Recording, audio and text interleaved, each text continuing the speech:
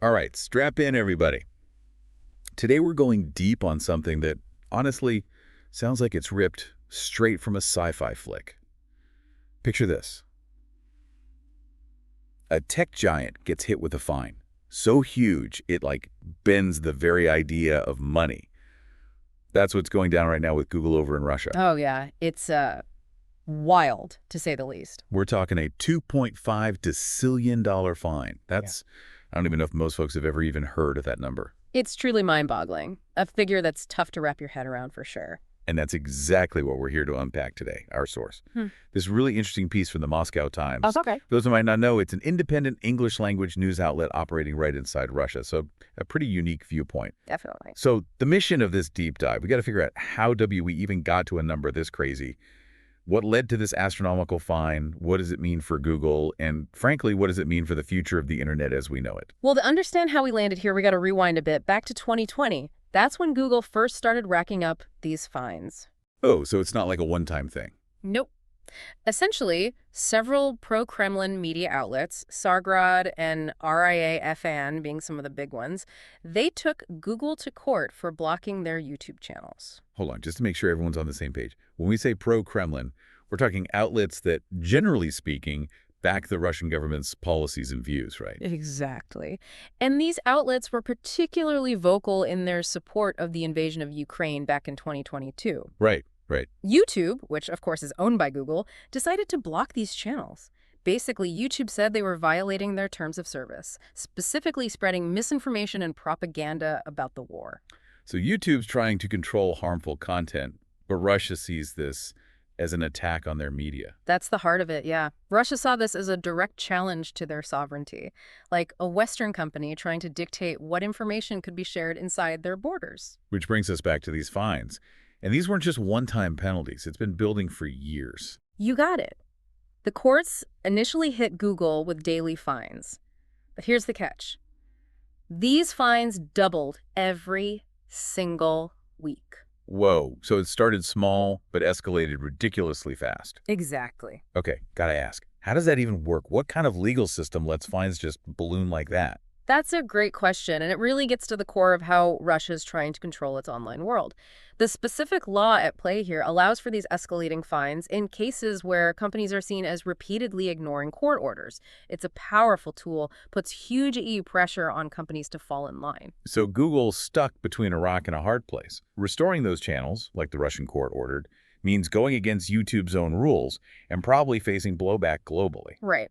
And the longer they resisted, the more those fines spiraled out of control, leading to that almost unreal $2.5 decillion figure. Which, for context, is way more than the entire world's economy generates in a year. Way more. It's not really about the money at this point, is it? Feels more like a statement. Absolutely. It's a show of force. A clear message that Russia isn't messing around when it comes to enforcing their laws and controlling the flow of information within their country. And it gets even more complex, right? Because it's not just a handful of YouTube channels anymore. The article mentioned 17 other Russian TV channels have piled on with similar claims against Google. Yep, that's right. This whole thing is snowballing into a much bigger conflict between Russia and Western tech companies. This is about a fundamental clash of ideas with freedom of information and who gets to control the internet right at the center of it all. So where does this leave Google? I mean, they can't pay this fine. Yeah. And it seems like the pressure is only going to get worse. What can they even DO at this point? That's the million-ruble question, isn't it? And to understand the answer, we got to take a closer look at how Google's already been operating in Russia, especially after the war in Ukraine began. So we're talking about a situation where a tech giant like Google, they're facing a fine that's literally bigger than the entire global economy. It's almost funny if it wasn't so serious. But before we start brainstorming potential escape routes for Google, let's rewind a bit. Good idea. Let's give our listeners some context on how Google's been operating in Russia since the whole Ukraine war started. Definitely important. See, Google's relationship with Russia, it's been kind of like walking a tightrope for a while now. They're trying to offer their services to Russian users while also dealing with this increasingly restrictive legal landscape. Yeah, I remember reading about how Russia's been pushing for more and more control over the internet within their borders. They've introduced things like those data localization laws, right? The ones that force companies to store Russian citizens' data on servers physically located inside Russia? That's right. And those data localization laws, they're just one piece of it. Russia's also got laws that let them block websites and online services if they deem them to be spreading extremist content or threatening national security. So basically, it's like the Kremlin's building their own digital iron curtain around Russia, trying to control what information gets in and out. That's a strong image, but it's not that far off, to be honest. Russia's isolating itself digitally more and more, and this whole Google case, it's a perfect example of how they're using legal and financial pressure to keep control. Okay, so back to Google specifically. How have they been handling all this pressure? Have they been playing by these increasingly strict rules? It's been a mixed bag, really. Sometimes they've tried to comply, like taking down certain content from their platforms that the Russian government didn't like. But other times they've pushed back, refused to do certain things, like restoring those YouTube channels we talked about. Which, of course, is what ultimately led to this insane fine. So after the war started, did they make any changes to how they operate in Russia? Things definitely shifted. March 2022, shortly after the invasion, Google announced they were stopping all ad sales in Russia. Oh, wow. That was a big move. Advertising revenue is a huge chunk of Google's income, especially for a platform like YouTube. Makes sense, though. Yeah. They probably wanted to avoid looking like they were profiting off a situation that was causing so much suffering. Exactly. It was a way to distance themselves from the war and sidestep getting caught up in the whole web of international sanctions.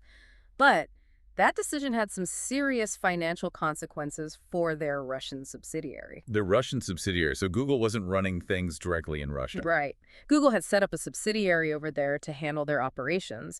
It's pretty standard for big international companies, makes it easier for them to follow local laws and rules. But cutting off that ad revenue, it really hit the subsidiary hard. So what happened? Did the subsidiary just go belly up without that money coming in? Well, not right away. They tried to switch things up, focus on other services like Google Cloud and Google Play. But the whole Russian economy was tanking because of the war and the sanctions. So even if they hadn't stopped the ad sales, they might have been in trouble anyway. Tough to say for sure, but it's definitely possible. The situation in Russia was getting really tough for foreign companies, especially Western ones.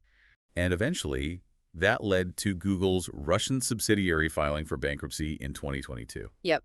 And it officially went bankrupt in the fall of 2023. It just couldn't survive in that environment. It was a major turning point for Google in Russia, kind of signaled their shrinking presence there.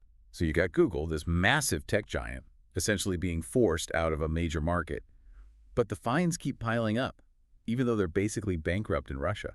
It's a weird situation. It really is. And it raises some big questions about the future of other international companies trying to do business in Russia. Right, because this isn't just about Google anymore, is it? This sets a precedent for how Russia might deal with any company that steps out of line. It's a chilling message, for sure. Companies now have a tough choice. Try to play by Russia's increasingly restrictive rules, even if it means going against their values or violating international sanctions, or risk facing similar penalties and maybe even being forced out of the market completely. That's a tough call. And it's not just about money either. Pulling out of Russia could mean cutting off millions of people from really important online services and information. Absolutely. The internet's become a lifeline for communication, education, even political activism. Limiting access to these platforms could have a huge impact on Russian society. It's a complicated situation with no easy answers. So let's try to unpack this a bit more for our listeners. What are the potential scenarios here? What are the paths forward for Google and other companies in similar situations? That's a great starting point. Let's explore some of those potential strategies and what they could mean. So where do we go from here? Google's stuck with this impossible fine, and Russia's tightening its grip on the internet. Do they just wave the white flag and say, well, we're bankrupt anyway, nothing more to do? It's not quite as simple as that, I'm afraid. This isn't just about Google's bank account. This has huge implications for the whole relationship between Western tech companies and Russia, and of course for the future of internet freedom in the country. Yeah, you're right. It sets a scary precedent. Walking away entirely isn't really an option.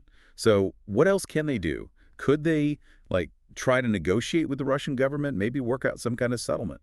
That's definitely a possibility. Might be the most realistic path forward at this point. Google could try to negotiate a smaller fine or maybe work out some kind of payment plan, maybe in exchange for some concessions from their side. Concessions, huh? What would that even look like? Would they have to agree to comply with those data localization laws we talked about? Or maybe start censoring content even more heavily? Those are probably the kinds of things that would be up for discussion. It would be a tightrope walk for Google, that's for sure. They'd have to weigh the financial cost and the hit to their reputation against the potential benefits of holding on to some presence in the Russian market. It'd be a public relations nightmare, though, right? Right. They'd get slammed for giving in to censorship, for betraying their supposed commitment to free speech. Oh, absolutely. It'd be a tough decision with no easy answers. And it's not just a decision for Google. Every company doing business in Russia or even thinking about it is going to have to face this same dilemma. This whole situation feels like it's pushing us towards a more fragmented internet. Hmm. Like different countries having their own little walled gardens online, each with their own set of rules and restrictions. Is that where we're headed? It's a valid concern. We're already seeing this trend popping up around the world. Countries are flexing their muscles, trying to control the flow of information within their borders. And a lot of the time, that means less internet freedom and less open access. So let's bring this home for our listeners. What does this mean for the average person scrolling through their feed? They're not a tech CEO. Why should they care about this whole Google Russia thing? This story, it highlights something about the internet that we often take for granted, the idea of a free and open global network. But this situation shows us that that ideal is under threat. And that's a big deal for everyone. It could mean less access to information, fewer choices online, and more government control over what we can see and do on the internet. Wow. It's like a wake-up call. We can't just assume the internet will always be this open and accessible platform. Exactly. And it raises some crucial questions for all of us. What role do we want governments to have in regulating the internet? How do we find a balance between national interests and freedom of speech online? And what can we actually do as individuals to protect this open internet we all value? Those are huge EE questions and definitely no easy answers. But they're questions worth thinking about as we navigate this increasingly complex digital world. Couldn't have said it better myself. And as we wrap up our deep dive today, that's the final thought we want to leave you with. The internet's at a crossroads. The choices we make now, both individually and together, are going to shape its future. It's up to us to decide whether it remains this force for openness and connection or becomes something more fragmented and controlled. That's all the time we have for today's deep dive. As always, thanks for joining us, and don't forget to check out our show notes for links to the source material and some additional resources. Until next time, stay curious, stay informed, and stay engaged. This is The Deep Dive, signing off.